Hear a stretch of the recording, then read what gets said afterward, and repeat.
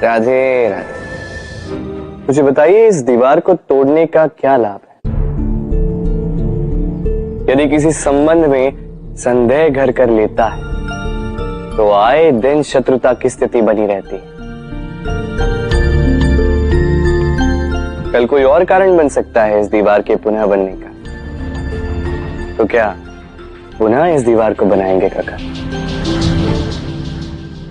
संबंध की पवित्रता वैसी होनी चाहिए जैसे एक माता और संतान के प्रेम में होती है, निश्चल, निर्दोष, कि बात केवल रूठने मनाने तक ही सीमित रहे।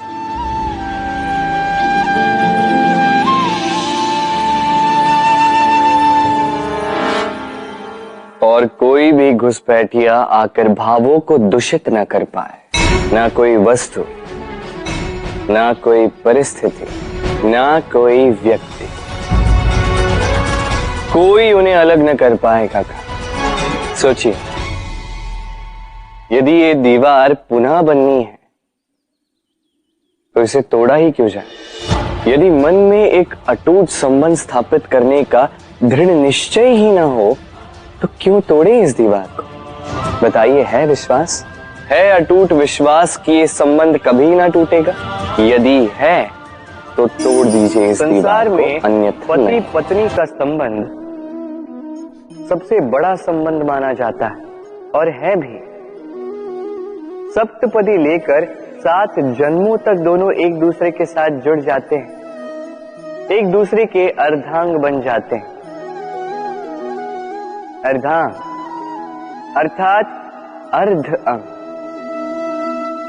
क्या इसका महत्व आप समझ पा रहे हैं? अपना समस्त जीवन किसी के साथ बांटना। किंतु क्या संसार के सारे पति पत्नी एक दूसरे के साथ अपना समस्त जीवन बांट सकते हैं? क्या इसमें सभी सक्षम रह पाए हैं?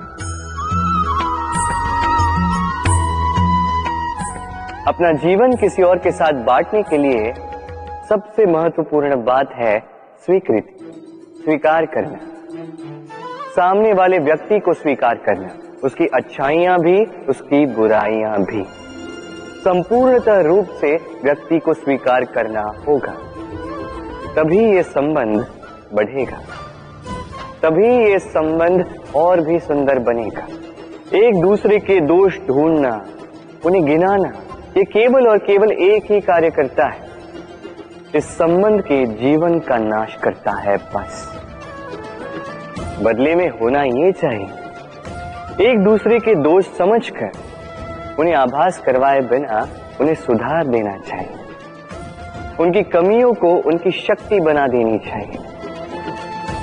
यही तो होता है दाम्पत्य, यही होता है बुराइयों का दमन, और यही होता है गुणों का उदय। राधे राधे।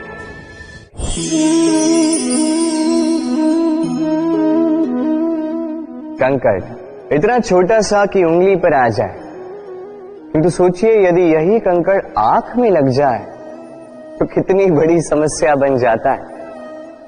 अब सोचिए ये कंकड़ आपके मार्ग में है, आप पादुकाएं पहनकर बड़ी सरलता से आगे निकल जा सकते हैं, किंतु यदि यही कंकड़ आपके पांव और पादुकाओं के बीच फंस जाए तो आप ठीक से चल नहीं पाएंगे, भले ही वो मार्ग पुष्पों से भरा क्यों न हो।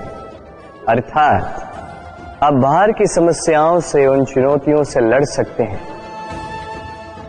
भीतर की नहीं। भीतर की समस्याओं से लड़ना अत्यंत कठिन होता है, इसलिए सर्वप्रथम आप भीतर से शक्तिशाली हो जाइए, भीतर से पूर्ण हो जाइए, फिर आप इस संसार के समस्त समस्याओं और चुनौतियों से लड़ सकते हैं, आप विजयी हो सकते हैं।